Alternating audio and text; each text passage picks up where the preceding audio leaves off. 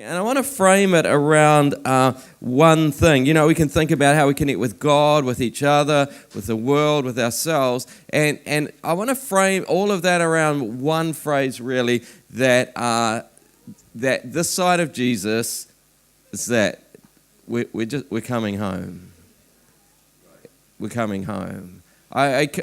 Man, and I just know God's anointing is on this. I arrived earlier in the week, and when I walked through the door, I noticed your sign on the side. Does anyone know what the sign says by the door? Welcome home. Welcome home. That's not just tacky Christianese. That's the center of the message. Welcome home. Welcome home. That's the difference that Jesus makes. Welcome home.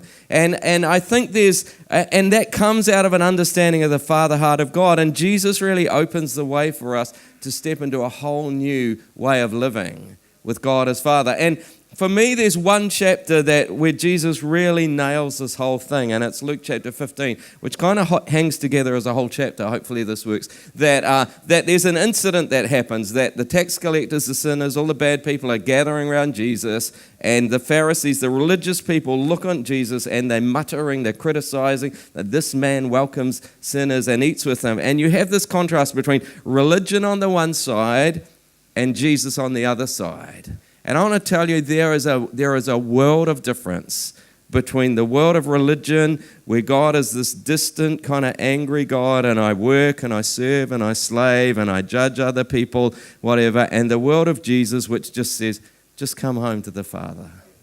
Be part of a family. Welcome home. Welcome home. Welcome home. That's what it's all about. And so, and in light of that incident, Jesus tells three stories. They're really the same story, about a lost sheep, a lost coin, and a lost son. And he's really trying to get these religious people to go, you don't understand the heart of God. You're stuck in this world, and I'm wanting to open up this other world to you. And I'm just welcoming people home. And so I want to look at that, and I want to look at around four things today around what this means, that in terms of our connection with God. Once we get this thing, we're coming home, it's going to be marked by intimate worship. We're not going to settle just for religious practices. In terms of it with each other, it's going to be marked by joyful celebration. We're not going to settle for just going through the motions. In terms of people outside, we're not looking in judgment. We're just preoccupied with the hope that they would come home too. And even in terms of ourselves, we're not kind of these worm theology that I'm just a sinner saved by grace. It's no, he's given me honor. It's like I'm home. I've been welcomed home as a son or a daughter of God. And so I just want to look at these. Is that all right? And I trust overall you'll hear the voice of the Father going, welcome home. Welcome home. So the first one is intimate worship. Most of you would know the story, so I'm not going to go into too much detail. The third of his stories, the prodigal son. So you know the story about this guy who leaves, walks away from the father figure representing God, goes off and has a great time for a while, but then down in verse 14 it says he starts to be in need. And you know the story, kind of out of the frying pan into the fire. Every step that he makes to try and fix his life, things just get worse. Anyone been there like that? Like tried stuff, then just gets worse, digging yourself into a hole. So he's in need. It says he goes and hires himself out. So as a Jewish boy, he's already like cringe because I'm now hired out to an unclean Gentile. Like, ugh, that's bad. But then gets worse. The unclean Gentile has some pigs, and your job now is you look after the pigs. It's like, oh no, life is getting worse. Now I'm looking after the pigs. So life is not going well for this guy as a young Jewish guy. And then part of this whole context of this chapter is the whole importance and Jewish idea of who you eat with, table fellowship. And down in verse 16, like he longed to fill his stomach with the pods the pigs were eating. It's like, you want to have table fellowship with the pigs? Like this is not good for a young Jewish guy. You think life can't get any worse. Well, it can, because the final step is down the bottom. No one gave him any, even the pigs don't want to hang out with this guy. It's like life is pretty bad, and it's like he comes to his senses and he's like, man, doing things my ways, I got I kind of know those religious people. I know they're nice people. I should sort my stuff out. I should get back in that world. But it's interesting, his thinking is in terms of the hired servants. You know, like, man, my dad has these hired servants, like, they're better off than me. I should go back there. And so he comes up with this little speech, and down the end, it's like, make me one of your hired servants. See, that's as high as religion can aspire to. Yeah, I'll never really belong again. I'll never really fit here, but I'll hang around and I'll work hard and hopefully I'll earn my keep and someone will throw me some scraps, but I'm never really going to belong.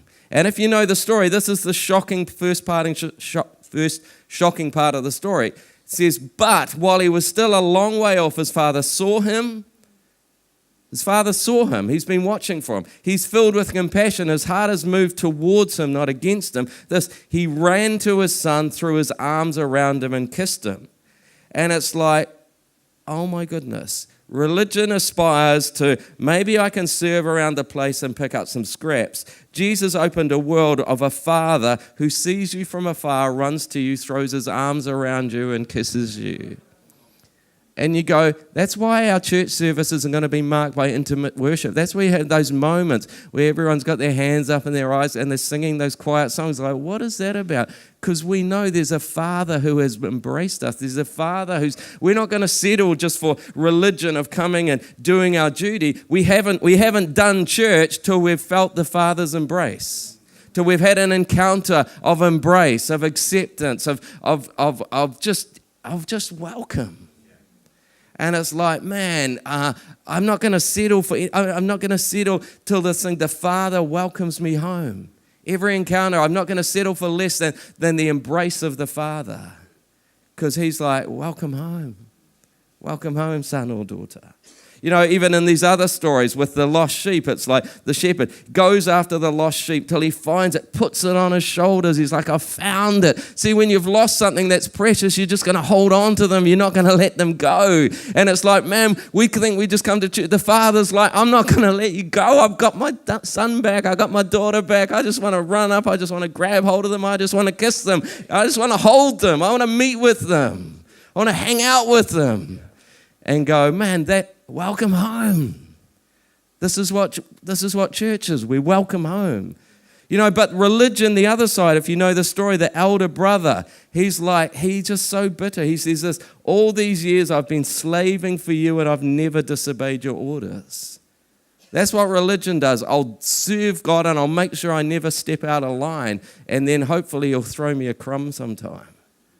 You can have that, or you can have a Father who runs to you, throws his arms around you and embraces you. Come on, welcome home. Welcome home. Welcome home. While he was a long way off, his father saw him, filled compassion, ran to his son, threw his arms around him and kissed him. Quippers, Surrey, is always going to be marked by intimate worship because we know the Father has welcomed us home. We're not trying to press through. He's running to us to embrace us. We're just creating a moment for the Father's embrace. But if that's our connection with God, the story focuses a lot on our connection with others and says this is going to be marked by joyful celebration. See, in the context, the incident, actually the thing that bugs the religious people is Jesus is having parties with these people. He's drinking wine and eating food and laughing, and the religious people hate it. And actually, this is the thing Jesus is responding to with these three stories. And they actually have the same language, you know, with the lost sheep. When he finds a sheep, he calls his friends and neighbors together and says, rejoice with me. See, when we can't help but say, come on, we've got to hang out together. We've got to have some fun. We've got to have a party because God has brought us home and we're hanging out with our friends and family. This is like family reunion time. Exactly the same language with the woman with the lost coin. She calls her friends and neighbors together and says, rejoice with me. We haven't felt the welcome home unless immediately on the Father's embrace, we turn around to each other and come on, we've got to gather together and have some fun. This is family reunion time. And so just as Equippers Surrey will be marked by those moments of intimate worship, will be marked by moments of great joy and celebration together. Why? Because welcome home. Welcome home. We're going to have a party. You know, in the story of the prodigal son, it's the father who says, let's have a feast and celebrate. So they began to celebrate. And again, the religious older brother, meanwhile, the older son was in the field. When he came near the house, he heard music and dancing. See, there's a sound to the house of God. It's the sound of music and dancing. It's not the sound of dirge. It's not the sound of a funeral. Why do they sing all those loud, clappy songs and jump around? Because it's the sound of the house of God. It's the sound of family getting together. It's the sound of celebration. Yeah, we have those moments of intimate worship, but we have the moments of great celebration because this is a family get-together. You know, I've got 3 adult kids, and I love catching up with them one-on-one and talking, but a few Christmases ago, they were all together, and I felt there was a moment of absolute delight, and it was I was in the kitchen, and the 3 kids were in the lounge, and I heard them laughing together, and it touched my heart as a father in a way that I was unexpected when I hear my kids laughing together, that they actually enjoy each other's company, that they love hanging out. The father's like, welcome home, but then he's sitting there going, I love seeing my kids playing together. I love seeing them celebrating together. I love seeing them having a great time together. You know, if there's any sense of the older brother challenges us and the father says, we had to celebrate. If there's any sense of obligation around church, we got to celebrate. We got to be glad. People have got to hear this is party time. You know, the banquet, this is the image. We got to celebrate. Come on, Churchy, needs to see a group of people who know how to celebrate and be glad because the Father has welcomed us home. Yeah? A little bit? Okay, all right. You know, I don't know if you noticed that between the first and the second story, there's a little saying. So, you know, after the lost sheep, they got rejoice with me. And then he says, I tell you in the same way there'll be rejoicing in heaven over one sinner. Then after the second one, in the same way I tell you there's rejoicing in the presence of the angels. And people often talk about, oh yeah, the angels rejoice. And that's certainly true in this, but there's another possibility that there's a progression here that Jesus is setting up the Pharisees, and because he's going, hey, there's rejoicing in heaven. Well, who's in heaven rejoicing?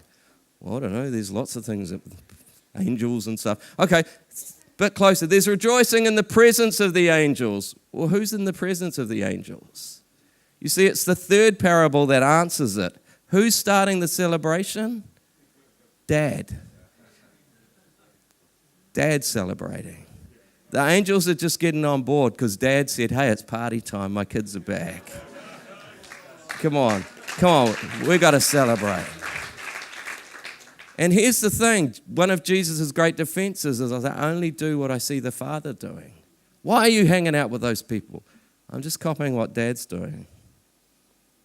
Do you get that? Dad's celebrating. We just got to align ourselves with heaven.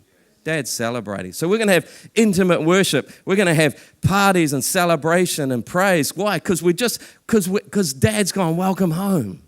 Come on, we're welcomed home. And again, the religious guy, he's like, you never gave me even a young goat so I could celebrate with just bitter, like I've been slaving for you and I've been robbed of life.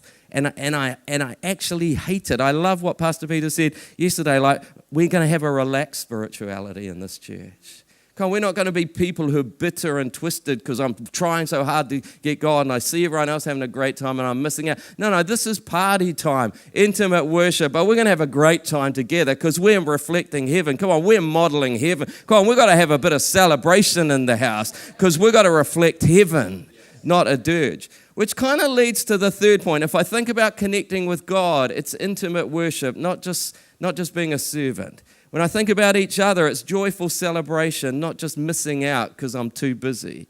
But the third thing is, what about those who aren't part of church yet? And I want to say that this passage, the heartbeat of heaven, once you get the Father heart of God that has this heart like, welcome home, you're actually going to be preoccupied with lost people. You know, and again, the context, how do religious people think about people who don't come to church? They don't like them, eh? They judge them. They look down on them. We're the nice people. All those pagans who haven't even bothered coming to church on Easter Sunday. God strike them down or something. But at least he knows there's someone here that honors his holy name. I came to church. They're all having fun out walking around in the sun, but I'm at church. I hope you appreciate. But you know, he defends this, and so again, all the parables about losing something, and again, you often hear these evangelists like, "You're lost, eternally lost to God," you know. But the concept of being lost actually comes from this chapter. But the interesting thing is, lost is not about the state the person's in. You know, with the sheep. It might be having quite a happy time and for some other meadow. The point is it's lost to the heart of the owner. It's lost to me. You know, the coin's probably just rolled off, it's under the bed, might be gathering a bit of dust, but it's probably fine. But it's lost to the owner. And so again, with the son, you know, for a while, he was having a great time, living up large, but he was lost to the father. And then his life was bad. He was equally lost to the Father. Lostness is not a statement of the condition of your life. Lostness is a statement of the pain of dad. You're lost to me. My son's lost to me. I'm out of relationship with me.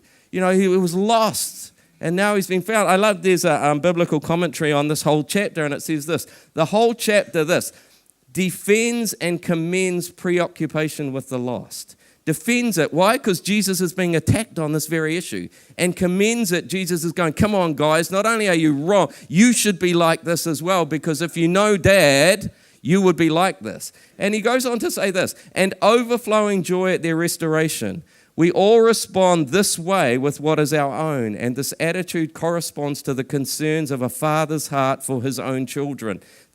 Each of whom is singularly precious in his sight. I've got 3 children. They're all young adults now. We have a great relationship with them all. But our middle one, we had some really difficult years. There's a girl, middle child. Unfortunately, so stereotypical family history. But yeah, the middle child went crazy for a few years. And it's like someone threw a switch when she was 12. And from being her best friend, I suddenly became her enemy. But it got to the low point that 2 weeks before her 16th birthday, she ran away from home. One night, at midnight, we didn't know where she was. We had an argument, went to look in her room, and she was gone. And she didn't actually come back and live with us till she was 18 and pregnant. But I remember those first few nights, we literally didn't know where she was. Now I've got 3 kids. 2 of them are tucked up safely in bed. One of them, I don't know where she is. She may be having the time of her life. She may be alone and scared. She may be in danger. I've got 3 kids. Who am I preoccupied with? The kid who's lost to me. I love them all the same, but I'm actually preoccupied with the one who's lost. I can't sleep. I'm anxious. I'm concerned for her. As a father, I'm preoccupied with the lost one. You know, we kind of re-established in contact, but when she was 18, we got this letter saying, you know, I'm pregnant, I don't know what to do. You know, this one out, we just said, just come home. Just come home. We'll look after you. I don't know, man, there's going to be lots to work out, but just come home. Just come home. And she did come home. I remember the first night, her bedroom is through the wall of our room, and at night, you know, going off to bed and just thinking about her and praying for her through the wall and just thinking, man, we've got some big challenges. I don't know what's going to happen with this child and baby, but she's home. My daughter's home. I can look after her. We can sort this out. We can work through this, but she's home. If me as a human dad feels like that, Jesus said God's a father in heaven. He just wants his kids home. If you're home, I can look after you. We can sort this out. We can work through it, but just come home. Just come home. You know, it's funny, I was just reading this through this morning before I came, and I've never noticed this line at the end. Your father has come. Your father has killed the fattened calf. Why? Because he has him back safe and sound. It's like, I've got them home again. I got them home again. And it's like, oh my goodness, this is the heart of the Father. We have moments of intimate worship because he is a Father who runs and embraces us. We have moments of great joyful celebration because we're family. But we're preoccupied with the kids who aren't who kind of lost from the family just now. And we just want to see them back, safe and sound. Don't you think that's amazing? So different from religion that judges the people who are not here yet versus the welcome home, which aches for the people who aren't here yet. You know, the final one, normally when you talk about church stuff, you think about connecting upward with God, that's intimate worship, connecting inward with each other, that's joyful celebration, connecting outward in mission, that's preoccupation with the lost. But I realize there's a fourth thing here, and it's around individual honor. You know, when we read this, we think this is the gospel. Oh, yeah, you were in the pig pen and the fathers welcomed you back and embraced you. But that's only the start of it. And I don't know about you, but that can touch your heart. The second part, for me, from New Zealand, it's almost like water off a duck's back. It's almost too good to believe. And we don't even notice it there. It's this. The father said, quick, bring the best robe and put it on him, put a ring on his finger and sandals on his feet. It's like, hold on. One day I'm in the pig pen. I'm feeling dirty. I'm feeling unclean. I'm feeling a failure. I'm feeling alone. I'm feeling scared. The next day, I'm standing and I'm looking down and I'm wearing the best robes and there's this big ring on my finger, sandals on my feet, and there's a party being thrown in my honor. And Dad's going, welcome to what salvation means. Welcome to the honored guest at the party. You know, we talked about how bad it got. You know, and he aspired just to be a hired servant. That's his heart. Maybe if I can just be like a hired servant. I don't know, has anyone ever done anything naughty and you make a little speech to what you're going to say? Well, he does this. He says this, 3 lines. Father, I've sinned against heaven and against you, number 1. Number 2, I'm no longer worthy to be called your son. Number 3, make me like one of your hired servants. Like, this is going to work with Dad. Okay? And so when he comes back, he does the first 2. Father, I've sinned against heaven and against you. Number 2, I'm no longer worthy to be called your son. But then the father cuts him off before the 3rd line. Do you remember what the 3rd line was? I have a theory. I reckon this. The first 2 lines are the truth about him. The 3rd line would have been a lie about the father. Fathers, I'm not taking you back as a hired servant. When I take you back, you're my son. You're my daughter. You come back into full being part of the family. Because that would have been really weird, For like family estate, servants' quarters, like, what's the light on over there? Or we don't talk about him. You know, that's that son. He just but you know, he lives on the property, but we don't talk about him. Dad's like, we're not doing that. When you come back, you come up to the front table, you're reinstated as my son and my daughter. You know, my daughter, I'm incredibly proud of her. She's got a 6-year-old daughter now, but she's become a town planner. She provides for herself. She's studying. She's got a great job. She's my awesome daughter. And God's not going to do anything less. You know, that'd be great if you... People kind of think, what is that about the robe? And people get all kind of interpretations. But in terms of Old Testament, some people go, well, it's like Joseph, you know, because he's loved. The robe is a symbol of love. Or Joseph with the signet ring with Pharaoh, a symbol of authority. Even with Jesus, with the baptism, you know, you're my son, I love you. It's like, oh man, this is the gospel. But the passage that people actually go to is a passage in Esther. To go, what was going on with this, you know, the robe, the ring. And it's this passage where this weird guy, the king is asking this guy, and he says this, what should be done for the man the king delights to honor? And Haman thought to himself, who is there that the king would rather honor than me? So he answered the king, for the man the king delights to honor, have them bring a royal robe the king has worn, and a horse the king has ridden, and one with a royal crest placed on its head. Then let the robe and the horse be entrusted to one of the king's most noble horses. Let them robe the man the king delights to honor, and lead him on a horse through the city streets, proclaiming before him, this is what is done for the man the king delights to honor. The essence of what the father did for his son is he honored him. He put him up the front and he honored him. He honored him. I'm not taking you back as a servant. Like, this is my kid. Yeah, but what about all that stuff I've done? Yeah, no, we'll sort that, but this is my kid. I don't know if you noticed there's a phrase in there 4 times. The man the king delights to honor. We often think that somehow we magnify God by putting ourselves down. No, the King delights to honor. And how much more Dad delights to honor his kids. Wow. Wow, that's what we live in. That's what we're talking about. A church where people come, not kind of sitting in the back, hoping no one ever notices them, but they're brought in the front, and because Dad is honoring them. Yeah, but you're honored. You know, I don't know about you. I come from New Zealand. We're not very good at this. So this is our national hero, Sir Edmund Hillary. He climbed Mount Everest first, but he's like, oh, I'm just a beekeeper from this little town. You know, it's like we don't do kind of honor very well. I mean, our national color is black. Like, who has black?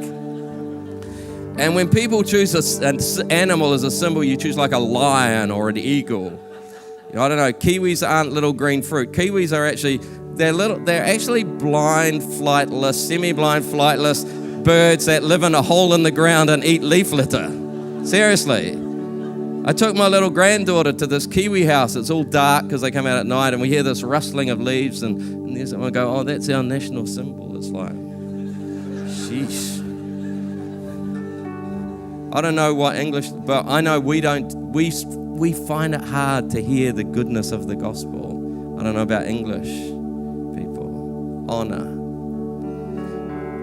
I'll just finish with this. I talked about this at a church one day, and a young woman came up to me at the end. She was a psychologist. That's important for what I'm going to say. She said, you know, when you talk, God showed me this picture. I never thought of this consciously, but she said, in the back of my mind, I thought I had this bank account with God, and when I'm good and when I read the Bible and I go to church, I'm putting deposits in there, and when I need something from God, I can take withdrawals. And if I haven't done much, and then there's not much in the account, check your balance with God, there's not much there. And she said this, God showed me this picture, he said this, there is no separate bank account. There's one joint account, and I've deposited all the riches of heaven in there. I was like, oh my goodness. How about we stand?